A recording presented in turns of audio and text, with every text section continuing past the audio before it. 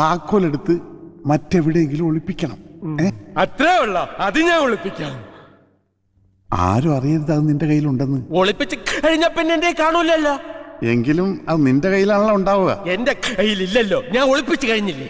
എടാ നിന്റെ കയ്യിൽ വന്നതിന് ശേഷമുള്ള അത് ഒളിപ്പിച്ചു വെക്കുക. ഒളിപ്പിച്ച് കഴിഞ്ഞ പിന്നെ എന്റെ കാണൂലല്ലോ. എടാ കഴുത താക്കോൽ എവിടെ നിനക്ക് അറിയില്ലേ? മരുന്ന് എപ്പിയില്ലേ?